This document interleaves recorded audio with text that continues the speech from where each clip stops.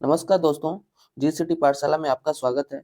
आज हम लोग पढ़ने जा रहे हैं आधुनिक भारत का इतिहास। ठीक है, उसमें यूरोपीय कंपनियों का आगमन। ठीक है, चलिए पहला क्वेश्चन पे चलते हैं। हम लोग यहाँ पे पहला क्वेश्चन है, बंगाल की निम्नलिखित फैक्ट्रियों में से एक जो पुर्तगालियों द्वारा स्थापित की गई वह थी तो हुगली। ठीक है, हुगली।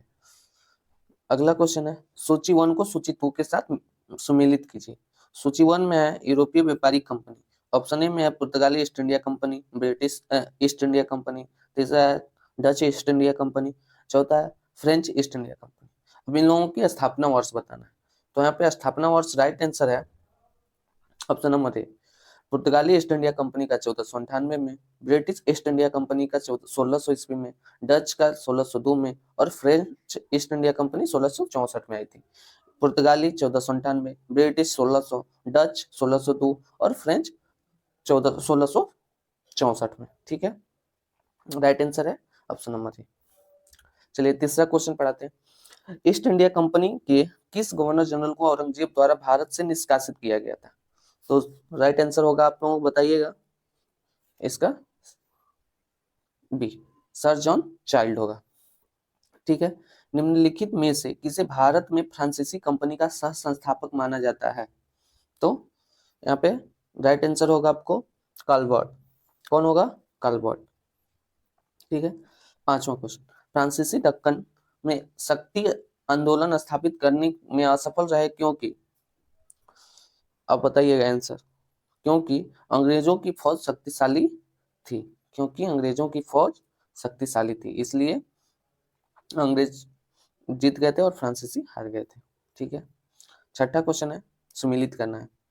सूची 1 को सूची 2 के साथ सुमेलित कीजिए तथा सूचियों के अंत में दिए गए कूट के सही उत्तर को चुनिए। सूची 1 में है पांडिचेरी, गोवा, ट्रांकेबार और सद्रास। सूची 2 में है डच, फ्रेंच और पुर्तगाली और डेनिश। ठीक है, इन लोगों को मिलाना है, तो इसका राइट आंसर होगा आपको ऑप्शन नंबर ए। ठीक है, पहला का होगा पांडिचेरी, पांडिचेरी होगा फ्रेंच, गोवा होगा इसका तीसरा पुर्तगाली, ठीक है, ट्रांकेबार होगा 4 नंबर डेनिश और सद्रास होगा डच। ठीक है, चलिए नेक्स्ट क्वेश्चन पे चलते हैं।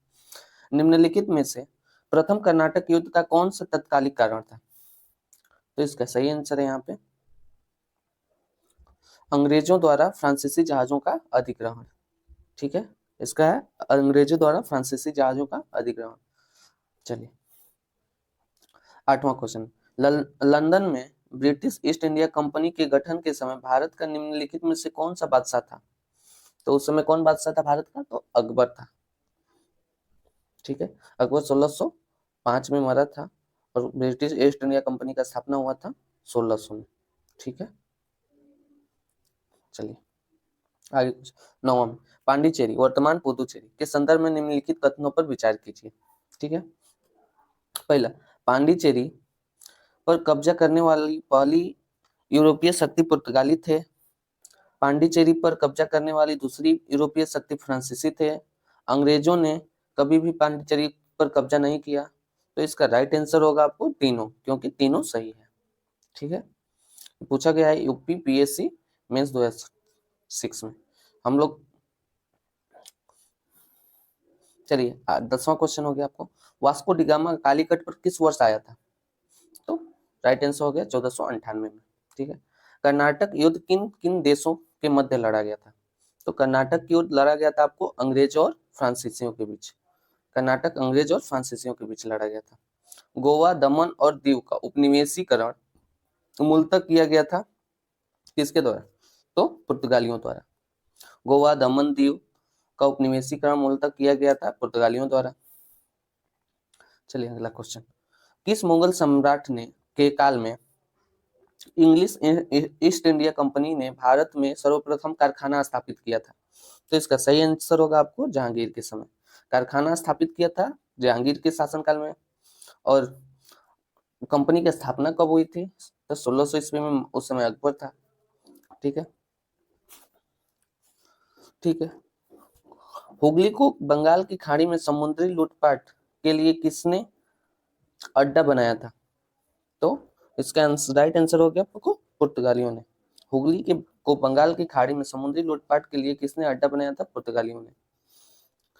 पुर्तगाली उपनिवेश का 15 नंबर क्वेश्चन, पुर्तगाली उपनिवेश का प्रथम वायसराय भारत में कौन हुआ?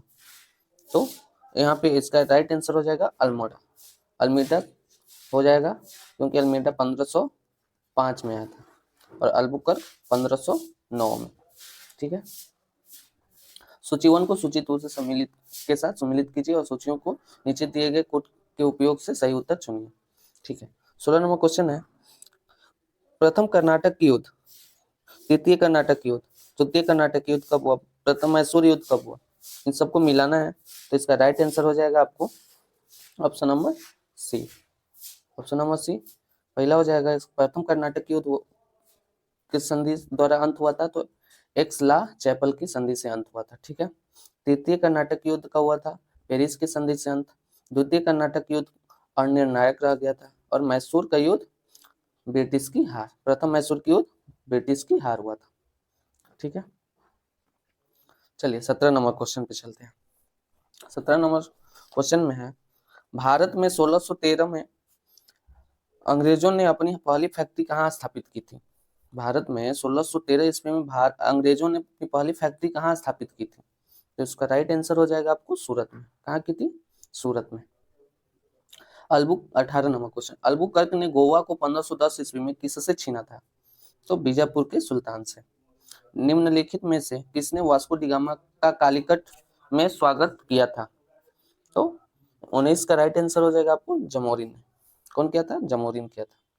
ठीक है, 20 नंबर क्वेश्चन हो गया आपको, निम्नलिखित में से कौन सा प्रथम यूरोपीय व्यक्ति था जिसने भू क्षेत्र अर्जित करने के उद्देश्य से भारतीय राजाओं के झगड़ों में भाग लेने की नीति आरंभ की? ठीक है, कौन सा प्रथम यूरोपीय व्यक्ति था जिसने भू क्षेत्र अर्जित करने के उद्देश्य से भारत के राजाओं के झगड़ों में भाग लेने की नीति अपनाई थी? तो था वो डुप्ले। कौन था? डुप्ले था।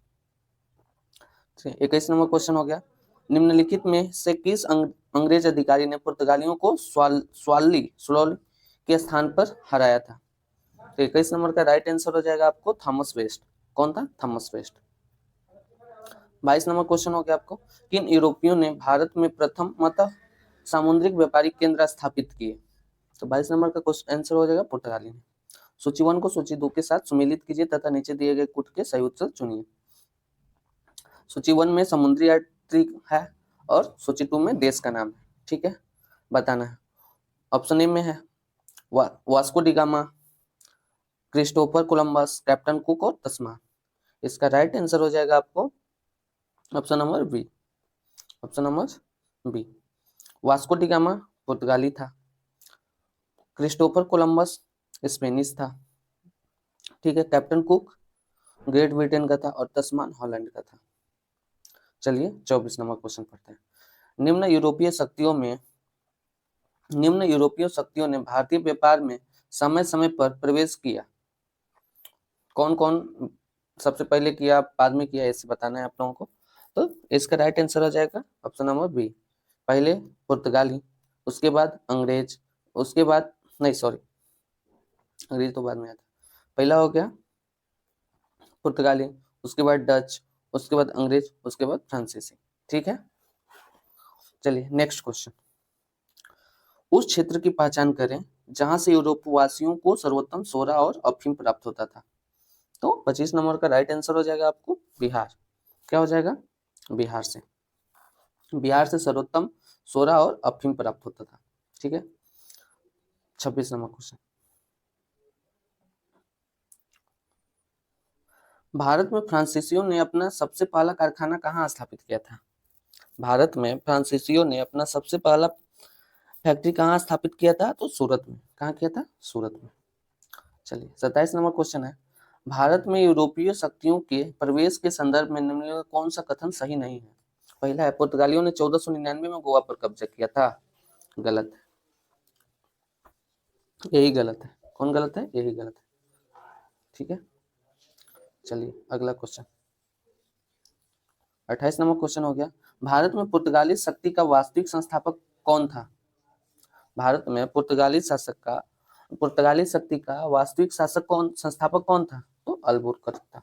अल्बुकर्क कब आया था? 1509 में। ठीक है। निम्नलिखित यूरोपीय व्यापारियों कंपनियों में से किसने सूरत में सर्वप्रथम अपना कारखाना स्थापित किया था? तो अंग्रेजों ने सबसे पहले सूरत में कारखाना स्थापित किया था अपना। भारत तक समुद्री मार्ग की खोज की गई थी किसके द्वारा? भारत तक समुद्री मार्ग की खोज किसके द्वारा की गई थी? पुर्तगाली द्वारा। भारत के साथ व्यापार के लिए सर्वप्रथम संयुक्त पूंजी कंपनी किन लोगों ने आरंभ की? तो 31 का सही उत्तर है डच। पुर्तगालियों ने भारत में निम्नलिखित में से किस स्थान पर प्रथम दुर्ग का निर्माण किया था? 32 का राइट आंसर कोच्चि। फ्रांसीसी ईस्ट इंडिया कंपनी के संस्थापित हुई थी?